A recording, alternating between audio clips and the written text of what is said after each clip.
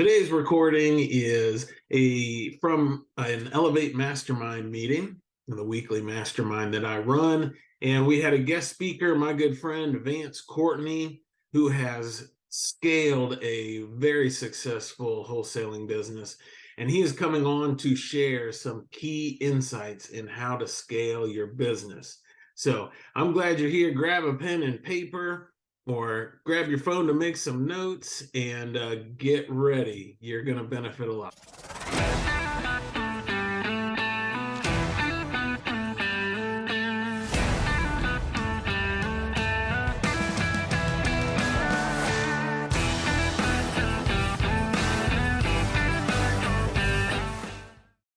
Nothing is off limits. So if you want to talk about wholesaling, the magic list, building a team, scaling the business, anything that you guys have questions on, it's wide open. So if you guys have anything that's like top of mind, problems or curiosity, questions, mark it. I don't mind, and I'm wide open here. So my goal is to serve whatever is actually your concerns first. So if anybody's got any questions that are just kind of there at the beginning, please just open up and perfect. There we go. So I see two hands. So Steven, and then I'll hit you, Alejandro, next. So Steven, what you got? Okay, cool. Hey, question for you. We're trying to integrate some of the different lead sources that we have coming in from, like ZBuyer, Need to Sell My House Fast. Yep. Is there a CRM that you would recommend, and how do you guys use it in your business? Perfect. All right. So my favorite question about CRMs, I'm tool agnostic.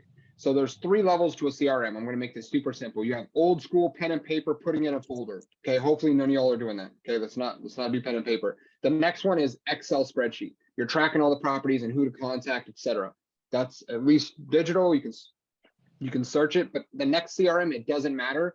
But I don't care if it's a Podio based, if it's Salesforce, I don't care if it's Less Annoying CRM, Highrise, they all work so long as you work it. They all have strengths and weaknesses. I use Podio. And then we have a customized version of that. If you're just getting started and you don't have a CRM, I'd send you over to Less Annoying CRM for 10 or 15 bucks a month. You should not be breaking the bank to track your properties and to collect these lead sources. Okay. My total monthly cost when people are getting started should be right around 100 bucks a month for tools, for all your tools. Should not be more than that. So if you'd like to know what tools we use to get started, let me know. I don't want to like dive into details on things that you may not have, but as far as the CRM, if you don't have one, go get Less Annoying CRM. Okay, Less Annoying CRM. It's like 10 or 15 bucks. I think it might be 15 bucks a month now. Super cheap, and it's just designed to track your leads. Okay, don't get complicated. Don't try and automate what we don't have yet. People try and go and spend hundreds and hundreds of dollars a month on a CRM, or 1,000 even, and they're not ready for that yet. So let's start small and then we'll move up. That's a good question, Stephen. All right, Alejandro, I saw you actually physically raise your hand. What you got? So I have 33 rentals right now. Awesome. I have a full construction crew. So my main question for you is scaling. I've tried to scale several times in the past and it just hasn't worked. So I'm just at that point where I'm really having a difficulty like getting bigger, Sure, absolutely. So what does your team makeup look like right now? Well, I have a manager. Okay. Her and my dad, they're my property manager. My dad collects the rent. She runs the rentals. I have both of my foremen here today. Awesome. They're my other partners in my other class and in renovations. So they run that operation. We're running that almost as like a 3-part system. We have commercial bids. We have bid jobs, which bring in the bigger income. And then we have the rentals that I buy myself that we do at cost. Okay. So we're turning those rentals as I buy them, we turn them. I buy them, we turn them. Okay.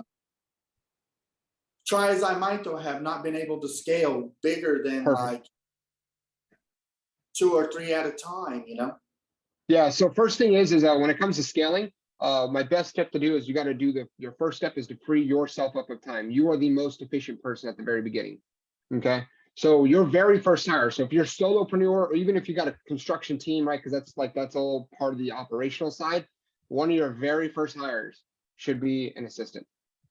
You need a dedicated personal executive assistant. That is the first hire, everybody. If you're making more than 6 figures and you don't even have a business, you should have an assistant, because if you can hire this stuff out for like $5 to $10 an hour, And if you don't hire it out, you're paying yourself that. You just don't realize it. If you're doing these tasks which somebody else can do for $5 or $10 an hour, you're paying yourself a McDonald's wage because you could be paying somebody else.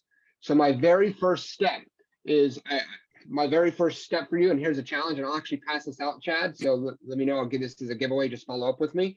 Yeah. It's called a 3-day tracker. This is my first step into my program that I have everybody do when they're trying to scale a business. For the next 3 days, when you get this tracker, it's real simple. Every 15 minutes, it's annoying. I'm telling you, most people won't do this because it's that annoying.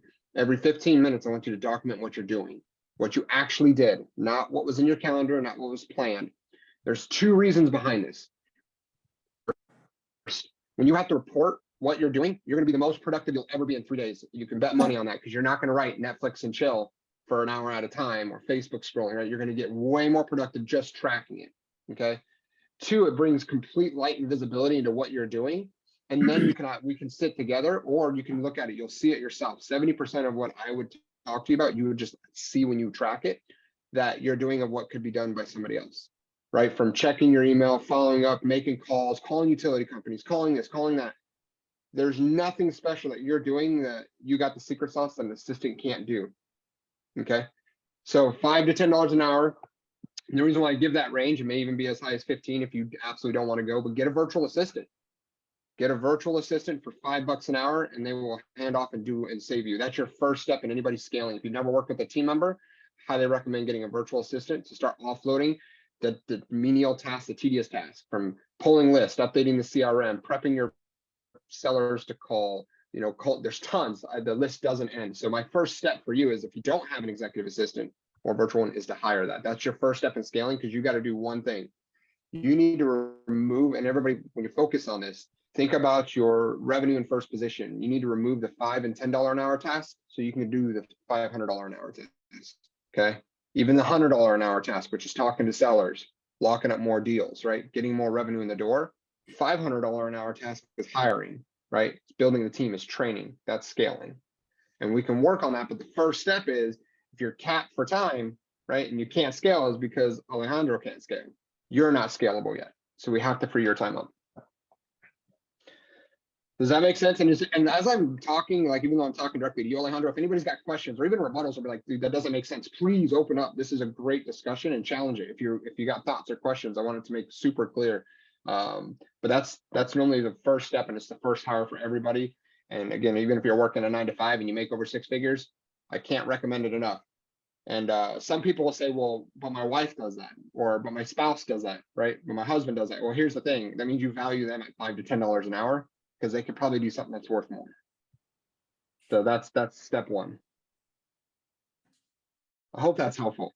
Hey, I don't know if Vince, that- That was because I was thinking about that stuff real tough, and like, for our renovations company, one of our biggest problems at this current moment is we're so busy trying to work, we don't have time to step back and take care of the tasks that are really at hand. Organization, setting the jobs up, bidding the jobs, because we're working, Yeah. So we're gonna have to do something this ASAP.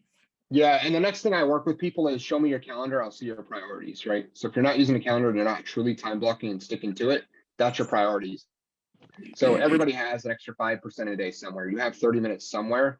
So whatever your top priority that you need to be getting done, just start with a 30-minute time block, right? These are like production hacks that I've done for myself, and I do for other business owners, because you got to start giving you that flexibility, that freedom, and you have to start with like being disciplined. Here's what I can tell you. Have you guys ever seen this analogy? It's done by Stephen Covey. It's like a big jar, okay? And he has like all these big rocks, smaller pebbles, sand, and water, okay? And if you pretty much let the sand and water get in the jar first, you don't have time to do the big rocks. And the big rocks are like your goals, your objectives, what you're trying to get done for the year. Your big rock should go in the jar first, meaning do that thing in the morning first, because I promise you, whatever's hot and fire, right, will get taken care of by the end of the day. It always does, right? Everybody only has 24 hours in a day. So knock out first thing in the morning the big things that you know is never getting done. Time block your big priorities, your big needle movers, or your big goals, okay? So if you're starting a wholesaling company, it's like time block calling sellers, because you know you got to keep the deal flow going, right? Time block whatever that revenue generator is every morning. And then the rest of the fire will come out. Oh, I got to go take care of this. The tenant called about this. This is leaking. Got to coordinate this. Home Depot's late on that, right? Not a big deal. Those fires are going to happen no matter what, but you got to take care of the big rock priorities. Okay. People don't, one big thing is like when people hear scaling of a business, they don't realize that what they got to do is optimize themselves, right? Because you're the leader, you're the choke point, you are the bottleneck in your business, even if you're solo. And I work a lot of times where we got to first fix working with you before we can then build and grow out the team. But number one, that'll help with building you, and they'll even help you if you're crazy like I am, right? My best hire and the first hire is when you bring on that executive assistant, man, it is liberating at the same time because stuff's actually getting done probably better than what you were getting in. Because if you're not good at it or you don't want to do it, it's probably not getting done or it's getting done really poorly. Okay. So I know you were saying something too, Stephen. I didn't mean to cut you off, but what were you saying as well? It sounded like you were chiming in about that. Oh, I had a question about VAs. So what task would you feel comfortable giving it to a VA versus, you know, a real human at the office? Absolutely. If it's on the computer, it's a VA. It can be trained.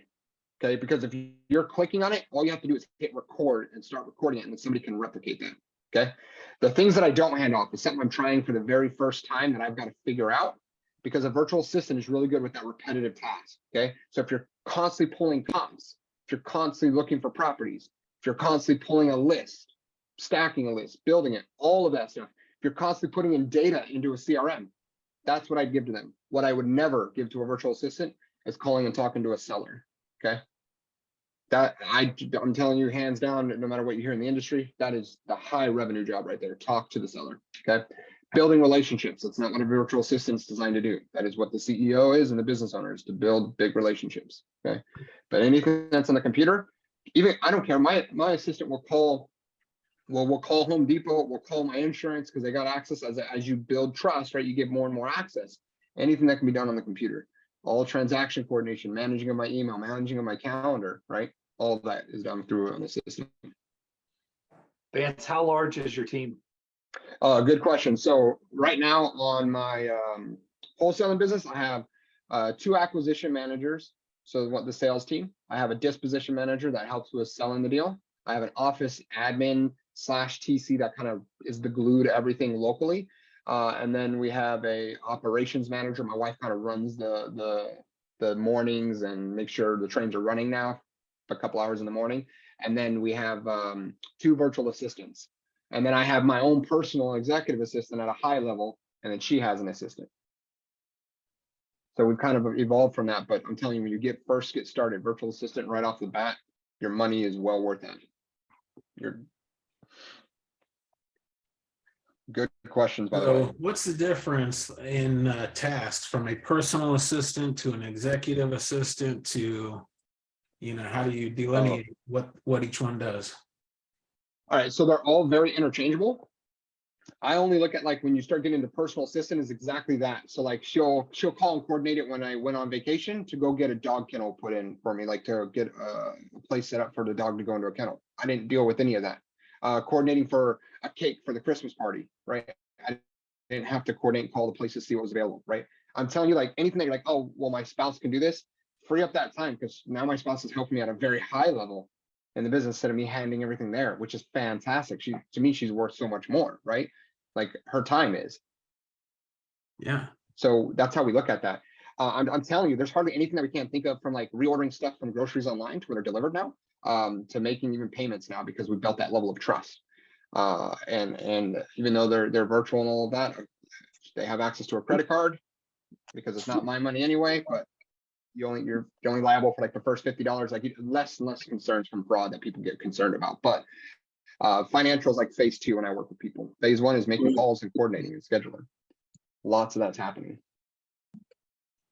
Awesome. So so the difference between personal and executive isn't much. The only next question is the real question, and this is the one I get the most: do I go virtual or do I go local? And the first thing I do is do a time study with you, those 3 days, and I'd see what all you're doing. How much of it is driving? How much of it is running around?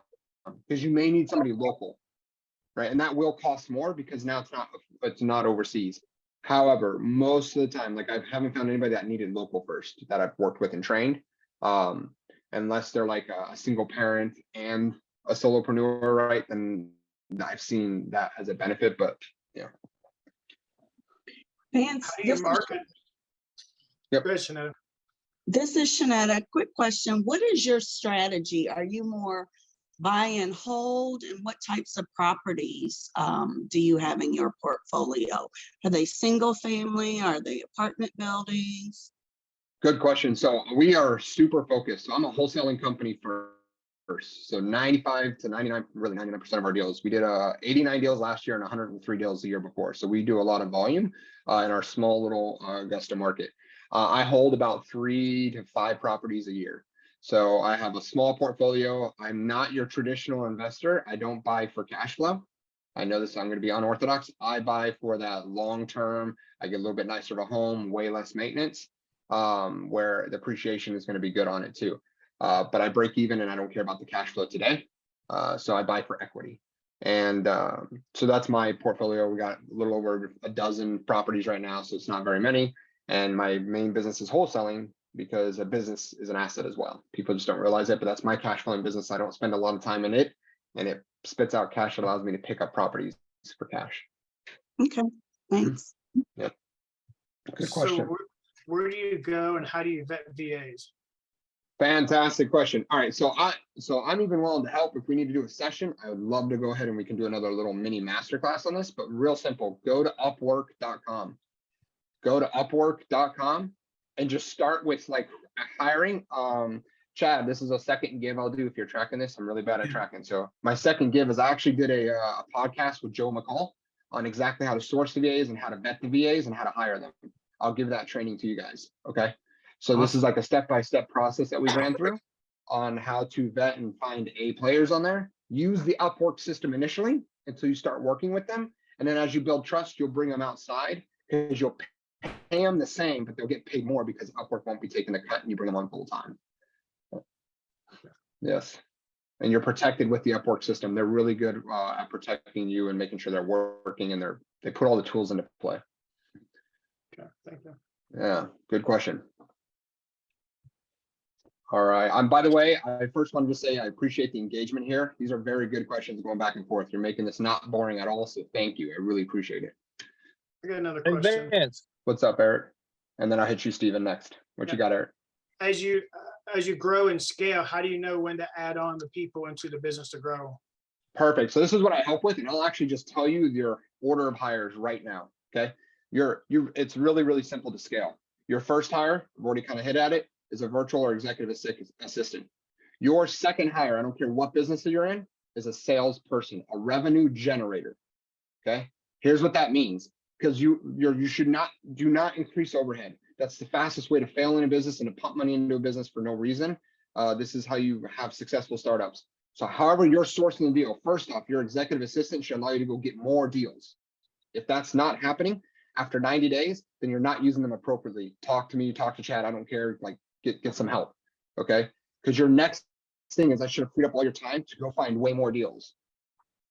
Then your next hire is a salesperson to help you find those deals and you start giving them a cut and you do commission-based hire because that's not an expense. They're an investment, right? Your people are assets. Mhm. Once you have that next sales rep, my next hire is normally a second one. I know this is unorthodox. Go for a second sales rep because now you create redundancy in your business and you don't have to be the revenue generator. You stop working on a $100 an hour task and you go straight to $500 an hour task, which is building your people, train your salespeople, train. Your third hire will be in operations. This is where a dispo manager, your project overseer, whatever it is, but operations for simplicity across any industry that's a service-based industry. These are the orders for a service-based industry. And then your fifth and final hire will be your marketing of some sort. Somebody who's going to manage your marketing, who's going to help you scale and grow your leads, and then feed your sales. And then after that, it really does vary. But instead of getting way too far ahead, step one, everybody, virtual assistant, get an executive assistant. If you happen to have that, your second hire, I don't care who it is, it's sales. Every day of the week, this is how you scale the business effectively. That's it. Vance, After that, we can get into fun debates about your next few hires. I'm open for that. But the first two, those are the best. Vance, would you say the setup would be the same or would there be a slight difference if you have a buy and hold strategy? Because that's what my strategy is. I don't do wholesaling. So No problem. in Yep. reference to building my team, what would that look like? 100% an executive assistant all day long, because they'll either free you up to do more or they'll help you source more, and they'll be faster at it and they'll be higher. They're going to analyze deals for you, bring in more deals, go scrape Facebook, go get on the wholesalers list, right? The one thing they can't do is walk the properties for you. Okay, so that's why you go do that and get really good at it. And then your second person you hire is that salesperson who walks properties. They get the deals for you, and you give them cuts of the commission, right? You give them a percentage, $1,500 off of every rental that we hold, or 10% of whatever we would have wholesaled it for, and they get $1,500 to be a bird dog, right? That's what that original term came from. That's your sales role. We can call it whatever you want, but that's sales. They bring in revenue, they bring in your deals, right? And then you go and burr it out and pay them out of the burr.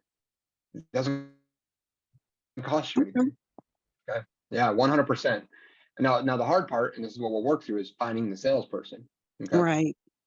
Right. That is it's always the hardest part of being a business owner. I'm just going to be real transparent. It's people. We are a people business. This is a relationship business. I don't care if you're in real estate, wholesaling, Walmart. It doesn't matter what business it is. You're a people business. People are hard.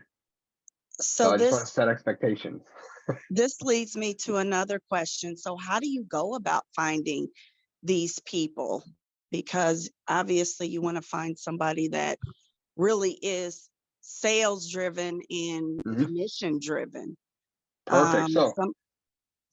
Sorry. So what I want to do is just, I just want to help you out real quick. So do you have an executive assistant?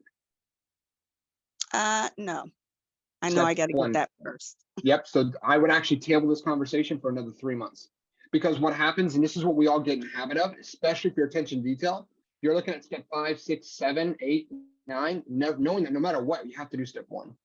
So I like to shorten our timeline, and not that I'm avoiding your question, Shanita, at all, like not by a long shot, right? It's just to help you to take that first step. Get on Upwork. That's your first source. So if you can take that first step today, and if anybody who doesn't have an assistant, I just challenge you and get movement, right? A really great, easy challenge. Go to Upwork and register, and go post your first job and fail at it. Fail forward. I don't care what it is. Just go post your first job. Part of the training I'm going to give Chad includes a job description. You can either copy it or tweak it. Okay. But just post it, and you're already doing the hardest part, which is movement, getting started. Okay. It's the hardest part. Yeah. So get that virtual assistant first, and then we'll worry about sales. Jump in there, Victor. I see you got Yeah. Yes, please. Are these employees or are these independent contractors, or how do you have it set up? I do not want to be a boss. Okay. Perfect. So then you may not want to scale for a business, but an executive assistant's an independent contractor. And matter of fact, it's like paying a service, right? You're going to go to Upwork and you're just going to pay for it when the work is done. Just start there if you don't have the assistant, especially with your portfolio that you're having. You absolutely should have one at this point, because they can help with just payment management. They can help with getting you just easy reports. Like at your level, you should be just looking at data and making decisions. Really, when you have a certain volume, they should just be getting that information, and somebody can be executing a lot of this on the back end for you.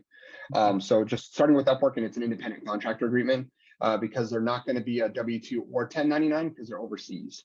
So like even as part of the training, you'll use something like wise.com to pay them when after you hire them. Like there's multiple steps, but if you don't have anything, again, make it simple. Upwork.com. Make it super Awesome. easy. Thank you. Yeah, absolutely, Victor. All For right. a little bit of conversation here, Chad and Kurt with Vance. Yeah. I mean, Vance, I'm in wholesaling, so I totally understand. We're going to generate income much faster than a buy and hold. Yep. Our scaling with team members is going to be a lot different. Yep. Chad, Kurt, or Vance, Chad with a bunch of properties. My guess is you're not going to hire as quick, right? I don't know if either of you guys have a sales guy on staff and a buy and hold, but I also don't know if you guys both have a desire to really scale massively. So could the three of you or the two buy and hold big guys, what do you think on hiring a salesperson? Me personally, I don't, but I think I need one. I mean, after hearing Vance, I'm like, man, I always paid my contractors from day one. I paid my contractors who worked on the property out of the rehab, right? The Burr deal paid for them. And so, I mean, the more deals I did early on, which was why I was able to grow quickly, the more deals I did, the more I was able to pay them. And so I've just never thought about structuring it so that a bird dog or somebody bringing in leads could be paid from that too. I think that's awesome. So, Yeah. um, And I got a question for you though, because you brought up a good point though, Chris. And there's a question that he asked at the very beginning that actually you got to process. What kind of business do you want? Do you want a business? That's the first question, right? Victor made a really good comment. I don't want employees. I don't want to manage them. Great. That's a good point. You may stop after the executive assistant because you're okay doing all the work because you get, and here's what I'll tell you. The less people, the more profit you get, but you're capped. You can't, I've very rarely seen anybody make 7 figures or more solo. Just doesn't happen, even with an assistant. They might get up to there, but like you have the highest profit margin when you're a solo person, 100%. You get to keep a lot more of the money, okay? But it's not scalable.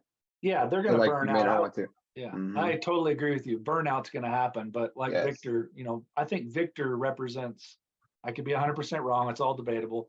He's probably more 75, 80% of what buy and hold people are. They don't want to be a boss. They just want to buy properties because the bird strategy Yeah. is slow. So I would agree that most don't want to be building a business. They just want to build a portfolio. Right. Yep. And the question is, how fast do you want to, right? I'm pretty sure nobody got tricked into the get rich quick scheme and that this is going to be done in 30 days and you're going to be wealthy, right? Nobody? Okay, good. So this is a slow process. The question is, how fast and slow do you want this to be? All people do is they make it more complex, but they do give you velocity. It's leverage. Okay. It's the same thing, right? It's the same thing. I would add too, I mean, I've learned a lot from our interactions, over the however long, Vance, on how to Yeah. manage people. And so when I started Victor, I didn't want employees and I didn't want to have a staff that I was essentially accountable to.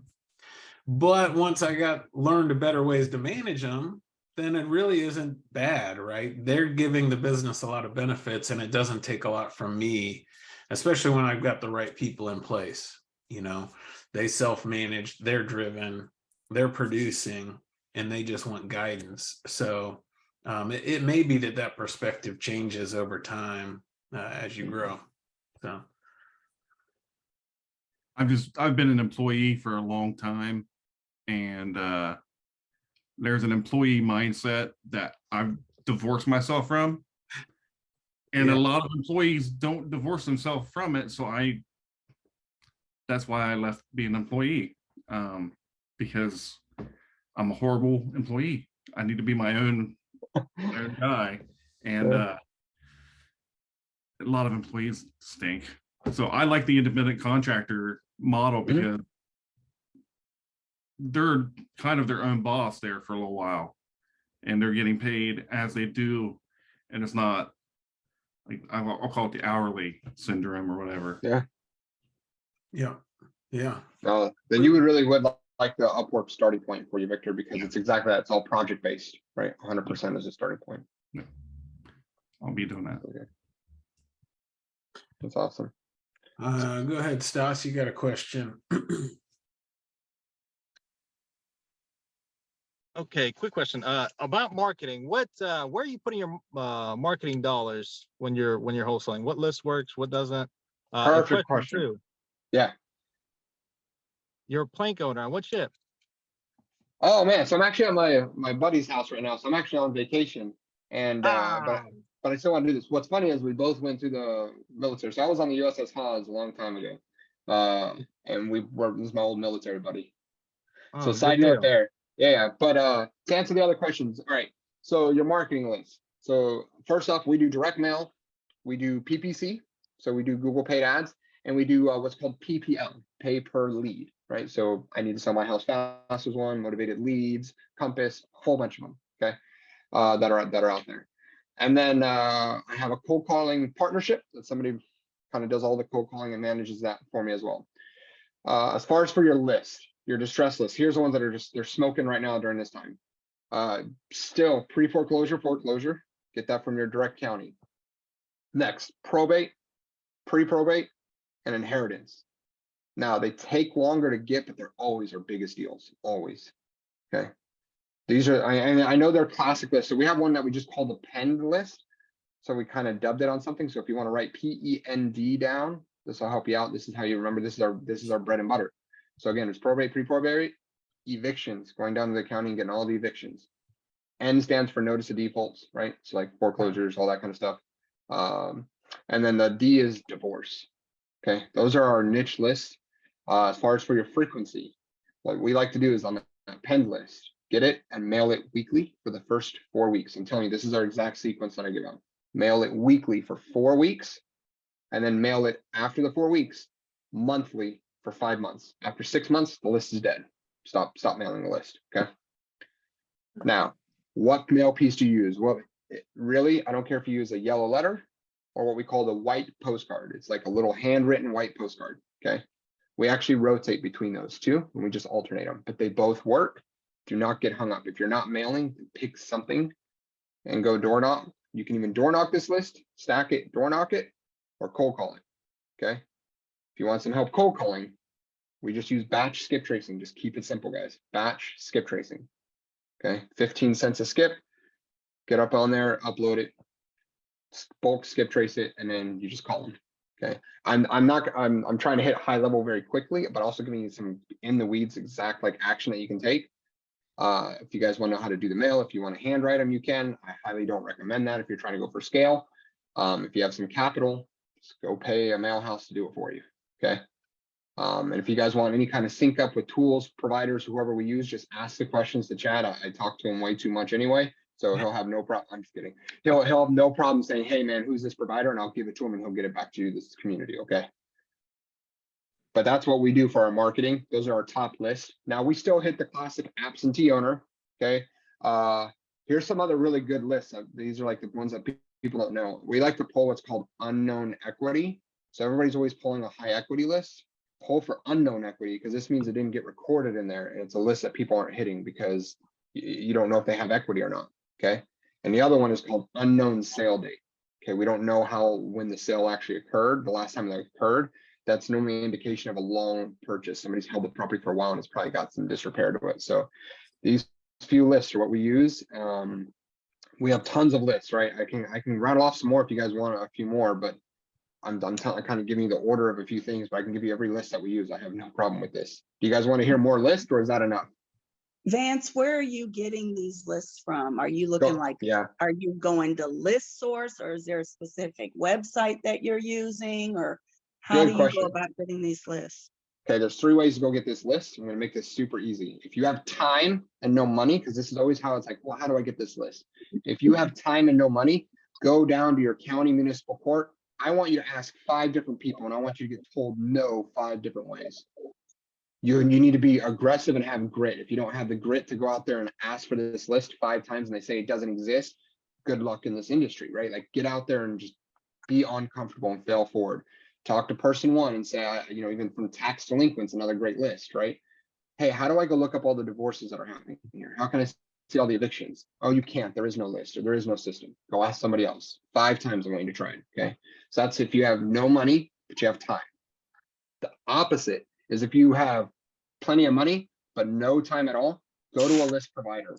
Tangi Cousins, Foreclosure Daily will pull the list for you weekly and pull it for you and send it to you. It's expensive. Okay. And then the middle ground that you're going to get, and it's not nearly as efficient, is going to be using tools like ListSource is a great one. That's the one we actually like to use. PropStream is another one. You probably have heard these different tools, right? However, their data is old. That's why I don't like it. You're getting stuff that's like up to 3 to 6 months old, depending on PropStream just recently got sold. So their data is getting more and more stale, right? But their data is like 3 months old. So you're not going to beat somebody who can go down to the courthouse daily and get it or weekly and get it, right? Your data is going to be fresher and you're going to be able to reach them before somebody at a high, big scale is going to be able to pull on these other platforms. Okay. So go down to the county and you can get it fresh, or I get it pretty fresh. I use Tangi Cousins from Foreclosure Daily and she pulls it for me weekly. Right. I also use US Leads List for my inheritance. So if you want this, guys, go out there, US Leads List. Right. And if you guys are curious, I can give you the introductions and connect you with these people directly in their email. Just get you straight to the owners. I don't mind. And then they'll just set you up. That would be great. Yeah, that's no problem at all, Chad. Let me know. And for anybody who wants, I'll just do a big sync email for you and that'll be easy. Awesome. Yeah. Thanks, Vance. Yeah, absolutely. The key with marketing, I just want to say this real clear, is it's not the list and shooting it once. That's the magic. It's the consistency of mailing consistently. When I gave you that 4 weeks and then monthly for 6 months, actually following through with that, no matter what your response rate is the first week, no matter if you got calls or not. It's so important that you're consistent with marketing. Okay, go big and go consistent. Okay. How much do you think comes from follow-up? All versus Chad. first contact. Yeah. All right.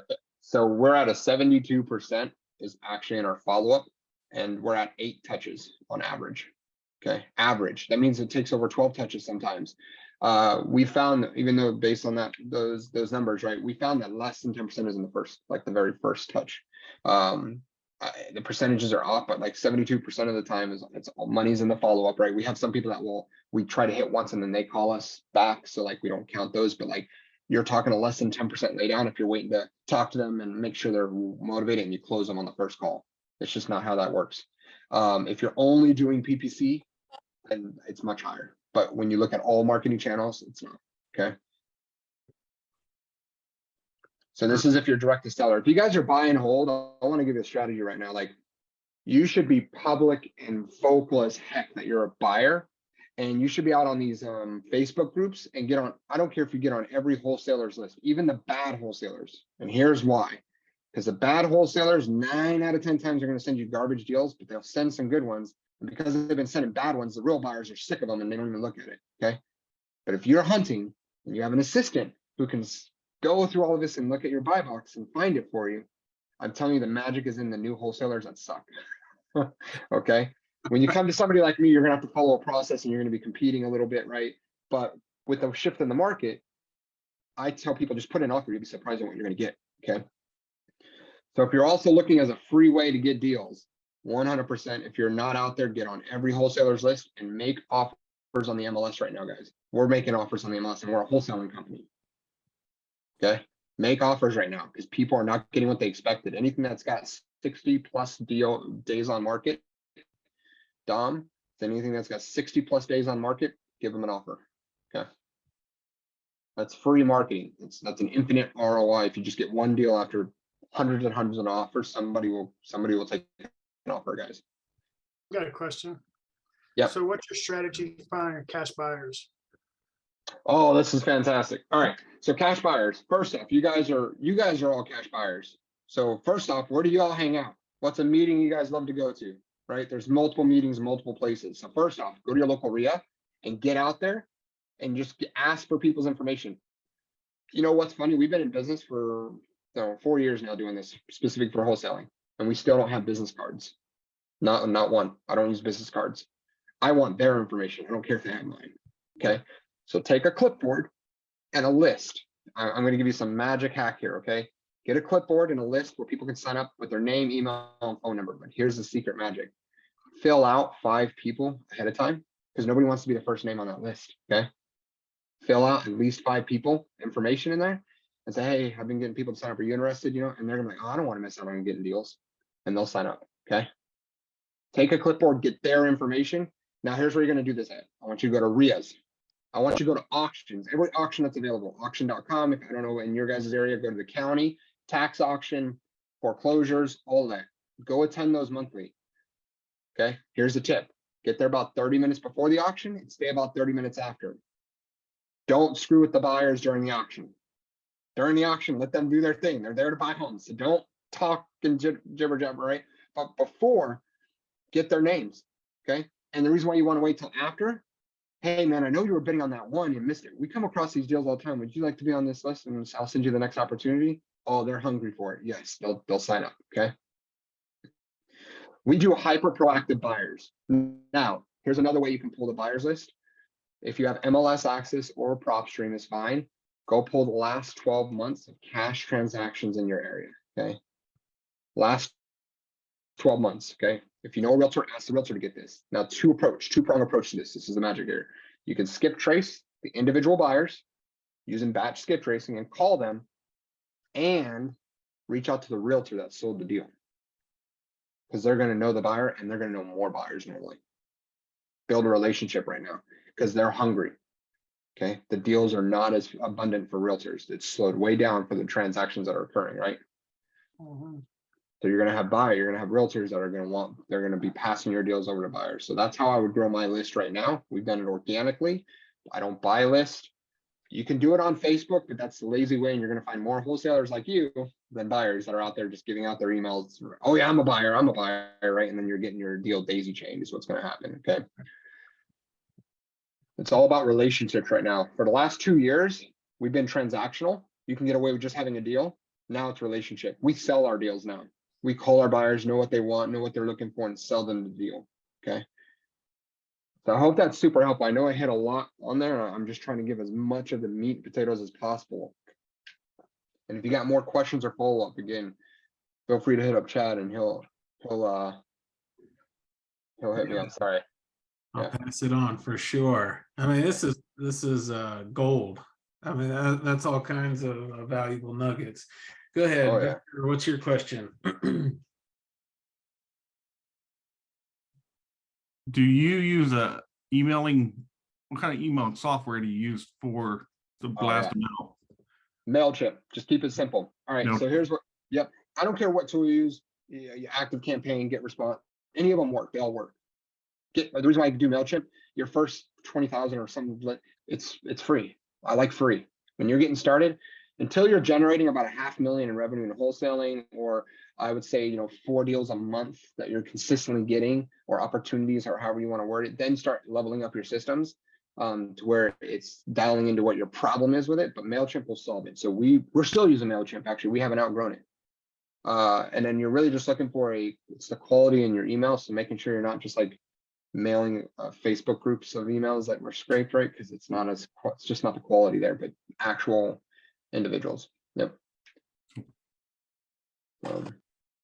These are really good questions. So I have just about 5 more minutes, 5 to 7 minutes before my next meeting here, but I just want to make sure, I want to hit on these questions. And if we ever need more of this, I don't mind. I'm here for Chad, whatever you guys need. And because you guys are hitting fire questions, by the way. I'm telling you, nothing's held back here. So if any secret sauce you want, I'll give it. I don't care. Oh man. What where are you marketing your deals besides email? Oh man, so our favorite one is texting them. So here's why. Email, you get about a 30. If you have a good email list, you should be getting about a 30% open rate. Okay. If you're at 20, that's good. If you're above 30, great. Okay. You want about a 5 to 10% click-through rate is what they call that on MailChimp. So those are 2 big stats that you're going to see. The reason why I love texting, if you have about a 98% read rate, 98% are getting these texts. It's fantastic. Okay. For texting, I use simpletexting.com. Simpletexting.com. Okay. That's a opt-in compliance texting tool that you can blast.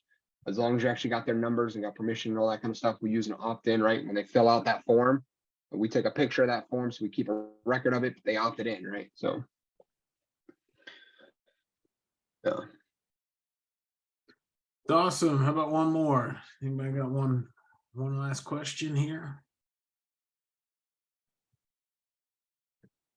What you got, Alejandro? I did.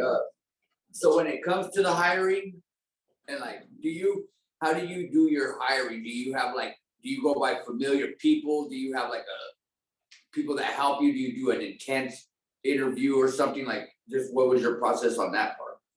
Oh, good question. I use a 3-step process for interviewing. Okay. First off, post on Indeed if you're looking for just a candidate, and then also your Facebook page. Matter of fact, everybody in your business should be posting on Facebook. Hey, my company's hiring. Hey, my company's hiring, right? Because your network is going to be super powerful. It's not who you know, but who they know that I found is really great hires. Okay. The one-hop connection. All right. So the first interview, if you're the owner and you're solo, you're going to do probably these 2 interviews yourself, and then we'll see about this 3rd one. First interview is I just want to make sure that they attend and they're on time. I don't normally run the first interviews anymore. I have my assistant do this. Okay. Or even a family member that can help run this. It's just to make sure they're on time, they're a good person. I got 5 basic questions that I ask them, because half the people don't show up and I don't want to waste my time. Okay. But the first interview is just Hey, how are you doing? Again, a handful of questions. The second one is a skill set test. Okay, this is where I'm testing to see if they're going to be a good fit for sales, operations, and you get more into that media of the interview. And then I do a third interview. When you're building a team, it's super important that I have cohesiveness with the team. And even if you don't, take them to lunch because they're going to let their guard down. And now you get to see them as a real person. So I like to take them out to a team lunch. Hey, let me get to know you, do all this, see how they order, see how they drink, get to talk to them, all that kind of stuff. And you get to know more about them as a person to make sure you like them when you're working with them too. Okay. And I do this from a team perspective. So it gives me a chance to take the whole team out for lunch. And then I'll get feedback from them. And this gets buy-in because if there was any issues, I should have brought them up. But if they don't, then they all want to work together, right? It creates this great cohesiveness. Yeah, that's my 3-step approach. But number one is make sure you broadcast it out. Use Facebook. It's a powerful tool. Awesome. Yeah. That is awesome, man. I have all kinds of notes and my mind's kind of swimming with all kinds of ideas of good things to do and next steps to take. So how about you all? You guys appreciate the content or appreciate what Vance brought today? Absolutely. Awesome. Thanks so much. Awesome. Oh, this is awesome. Thank you guys for all like playing full out with me. You made it way worth my time. I love when I get to help and serve here. So thank you guys for everyone playing all out. I really appreciate it. Appreciate you coming on, Vance. 100%. And I know your personality and your service attitude. I admire it, and I know everybody benefits from it. So appreciate you. For everybody who's a guest today and joining with us for the first time, if this concept excites you, if you feel like you are really benefiting from it and would benefit from meeting weekly, we're going to be meeting again next Thursday and every Thursday after. So just reach out to me after the meeting. I'd be glad to talk to you about what's involved and see if you qualify. We cap the group at 12 members. And so that is so that we can know each other's businesses, and get really good feedback from each other, as well as give good advice because we know each other so well. So we have a few spots open right now. If that's something you're interested in, I'd be glad to talk with you. For the members, next week, Kurt is going to lead, and it is our first meeting of the quarter where everybody gets to share what your action steps are and goals for the quarter. Thanks, Vance. What your action steps and goals are for the quarter so that you can get that accountability from the rest of the group for the next 12 weeks that we are going to accomplish what we say we're going to accomplish, right? And there's a huge power in that accountability and group accountability. So I won't be able to be on. I'm speaking at a conference next week. Kurt will be on, and everybody else, I know it'll be a great meeting. I'll look forward to it. If anybody misses, the meetings are recorded. And so this meeting will be in the Facebook group for any members who didn't make it today. All right. I appreciate y'all. It's been a fun meeting and a lot of fun having so many extra people on. So I hope you all have a great week. If you need something in the meantime, feel free to reach out to me. I am always glad to help.